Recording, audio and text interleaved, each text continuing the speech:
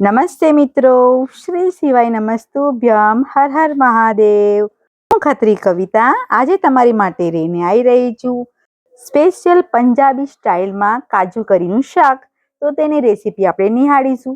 અને જો તમે મારી ચેનલ પર પહેલી વાર આવ્યા હોય તો પ્લીઝ સબસ્ક્રાઇબ કરવાનું ભૂલતા નહીં, જેથી તમને મારા નવા વિડીયોની નોટિફિકેશન મળતી રહેશે. તો હવે આપણે સામગ્રી જોઈ લઈએ. મેં કાજુ લીધેલા છે, 70 ગ્રામ જેટલા લીધેલા છે. ડુંગળી 2 લીધેલી છે, આવી રીતે મોટી સાઈઝ કટ કરવાની છે આપણે. અને ટામેટા પણ આપણે એવી રીતે જ કટ કરવાના છે, મોટી સાઈઝના જ, વધારે ઝીણા નથી કરવાના. આપણે 1 ચમચી જેટલું ઘી લેવાનું છે, મોટી ચમચી જેટલું. અને આપણે આ મગજતરીના બિયા લીધેલા છે, એ 2 ચમચી જેટલા લીધા છે હું. થોડી કોથમીર લેવાની છે. હિંગ લઈ લઈશું આપણે અડધી ચમચી જેટલી. અને કાશ્મીરી મરચું લીધેલું છે હું 3 ચમચી જેટલું લીધું છે. ધાણા જીરું લેવાનું છે આપણે અડધી ચમચી. લીલા મરચાં લીધા છે 2. જીરું લેવાનું છે આપણે અડધી ચમચી. લસણ લઈ લઈશું આપણે 10-15 કળી. મીઠું લઈ લઈશું આપણે પ્રમાણસર. અને પનીરનો જે મસાલો છે એ લીધો છે મેં 1 ચમચી જેટલો. હળદર લઈ લઈશું આપણે અડધી ચમચી. અને અડધી વાડકી આપણે લીધેલી છે મલાઈ. અને તમાલપત્ર, કાળા મરી થોડાક, લવિંગ, તજ અને 2 એલચી લીધેલી છે. અને આદુના 4 કટકા લીધા છે નાના. કઢાઈ મૂકી દઈશું પહેલા આપણે. અને એની અંદર આપણે ઘી ઉમેરી લઈશું.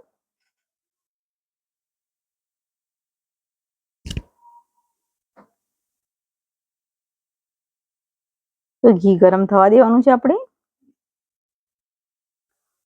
અને એની અંદર આપણે કાજુ લઈ લઈશું બધા. અને કમ્પ્લીટ રીતે આપણે બધા બ્રાઉન થાય ત્યાં સુધી આપણે શેકવા દઈશું. બહુ બ્રાઉન પણ નથી થવા દેવાના, થોડાક ગુલાબી થવા દેવાના છે આપણે. તો આપણે બહુ થઈ ગયા આટલા, તો આપણે કાઢી લઈશું ડીશમાં.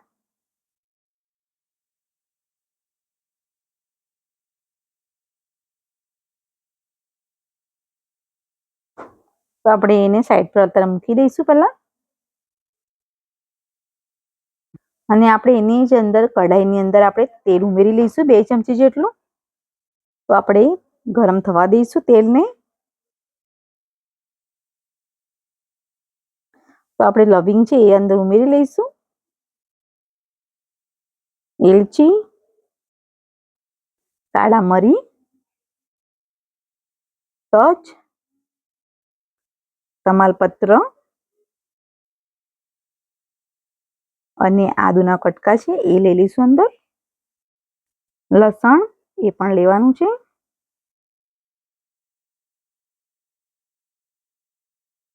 લીલા મરચાં પણ લઈ લઈશું સાથે સાથે.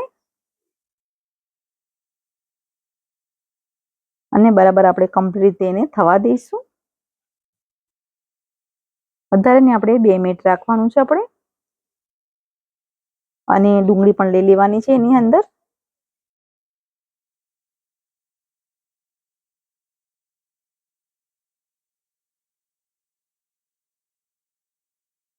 અને ડુંગળી બરાબર પહેલા આપણે હલાવી લઈશું.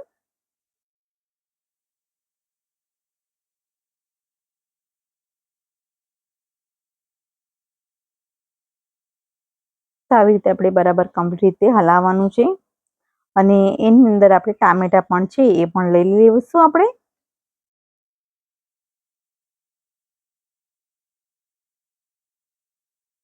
તો બરાબર આપણે કમ્પ્લીટ રીતે આપણે બધું મિક્સ કરી લેવાનું છે સારી રીતે.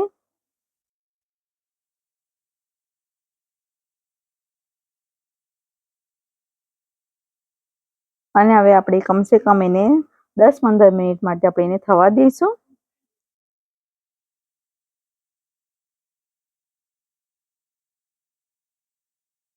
નીચે ચોટે નહીં એનું ખાસ ધ્યાન રાખવાનું છે આપણે. તો આવી રીતે નીચે ચોટે નહીં એના માટે આપણે હલાવતા જ રહેવાનું છે. આવી રીતે હલાવવાનું પણ છે, થોડીક વાર થવા દઈશું. એવી રીતે આપણે કમ્પ્લીટ રીતે કરી લઈશું. જેથી આપણે ડુંગળી કે ટામેટા આપણે નીચે બળી ના જાય. તેવી રીતે આપણે કમ્પ્લીટ કરતાં આપણે 10-15 મિનિટ થઈ ગઈ છે. તમે જોઈ પણ શકો છો ટામેટા અને ડુંગળી સારી રીતે થઈ ગઈ છે. તો હવે આપણે ડીશમાં કાઢી લઈશું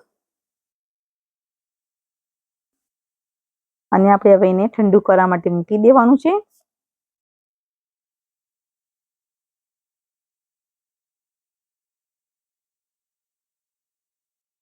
તો આપણે ડુંગળી ટામેટા ઠંડા થઈ ગયા છે. તો હવે આપણે એને મિક્સર બાઉલમાં આપણે દળી લઈશું.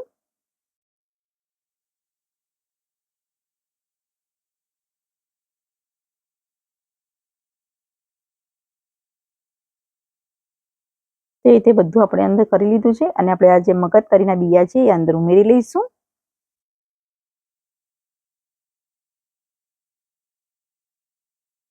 કાજુના 4-5 કટકા છે એ પણ આપણે અંદર લેવાના છે થોડા, જેથી એનો ટેસ્ટ એકદમ સરસ લાગે ખાવામાં.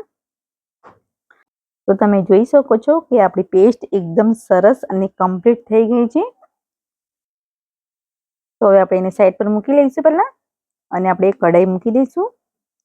કઢાઈ હું એને એ જ લીધેલી છે એટલે તમને એમ લાગતું હશે કે આ બધું શું ચોટેલું છે, પણ હું એ કઢાઈ એને એ જ લીધી છે. એટલે એના અંદર આપણે વધારે નહીં, આપણે 2 ચમચી જેટલું તેલ હજુ ઉમેરવાનું છે, વધારે ઉમેરવાની જરૂર નથી. અને જીરું છે એ લઈ લઈશું આપણે.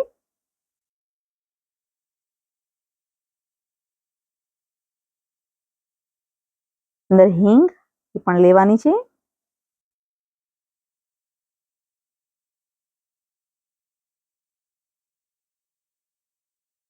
તો આપણે હિંગ પણ બધું બરાબર કમ્પ્લીટ રેડી થઈ ગયું છે.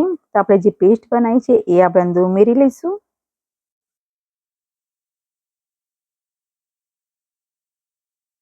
આવી રીતે કમ્પ્લીટ રીતે પેસ્ટ બનાવવાથી આપણું ખાવાનું એકદમ ટેસ્ટી અને સરસ લાગે છે બનાવેલું. અને છોકરાઓને પણ બહાર કરતાં પણ આપણા ઘરનું વધારે ભાવશે. તો કમ્પ્લીટ રીતે આવી રીતે આપણે બધું રીતે કરવાનું છે. તો આ બધું કમ્પ્લીટ રીતે તેલ આપણું આ બધું જતું રહેશે, પણ આપણે એના માટે આપણે થોડીક વાર થવા દેવાનું છે. અને પછી થોડીક વાર એને આપણે બધું ધીમા તાપે કરીશું તો એનું તેલ બધું આપણે સારી રીતે બધું છૂટું થઈ જશે. આવી રીતે આપણે કમ્પ્લીટ બધું હલાવી લીધું છે અને તમે જોઈ પણ શકો છો બધું તેલ એનું દેખાતું પણ નથી હવે.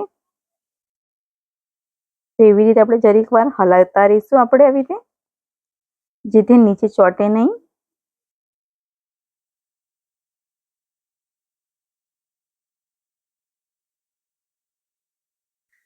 તો આપણે એના અંદર જે આપણે પેસ્ટ છે કાઢેલી, તો બાઉલની અંદર આપણે થોડુંક પાણી અંદર ઉમેરી લઈશું અને એ પાણી આપણે અંદર પેસ્ટનું આપણે અંદર ઉમેરી લેવાનું છે.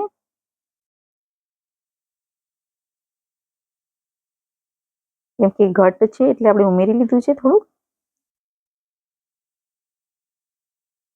તો આવી રીતે આપણે બરાબર કમ્પ્લીટ આપણે એને પાછું હલાવી લઈશું.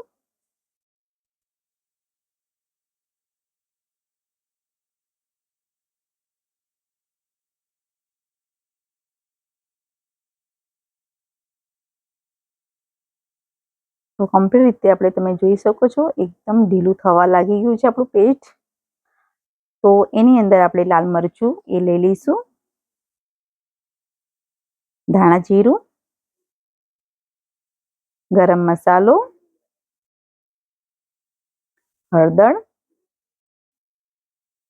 મીઠું લઈ લઈશું પ્રમાણસર, કેમ કે મીઠું આપણે લીધું નથી એટલે આપણે મીઠું અત્યારે પાછળથી એડ કર્યું છે. તો આવી રીતે બધું કમ્પ્લીટ આપણે મિક્સ કરી લેવાનું છે.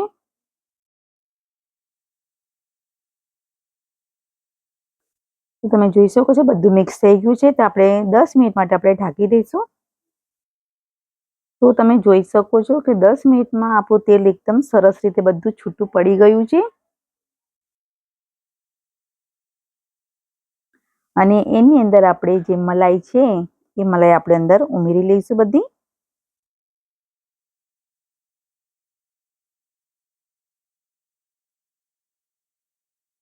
અને એ પણ આપણે બરાબર આપણે કમ્પ્લીટ રીતે હલાવી લઈશું.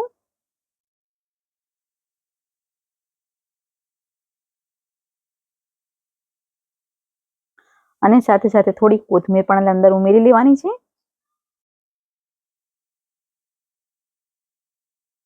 ને કાજુ છે એ પણ આપણે અંદર ઉમેરી લઈશું. થોડાક કાજુ મેં દળવામાં લીધા હતા, થોડાક કાજુ આવી રીતે અંદર ઉમેરી લીધા છે. તેવી રીતે આપણે બધું આપણે કમ્પ્લીટ રીતે મિક્સ કરી લઈશું. તો તમને જો જોઈને એકદમ લાગે છે ને કે બહાર જેવું ટેસ્ટી શાક આપણું રેડી થઈ ગયું છે. તો આપણું આ કાજુ કરીનું શાક રેડી થઈ ગયું છે. અને જો તમને મારો વિડીયો પસંદ આવ્યો હોય તો પ્લીઝ લાઈક કરજો, શેર કરજો અને ખાસ કરીને સબસ્ક્રાઈબ કરવાનું ભૂલતા નહીં. Thank you.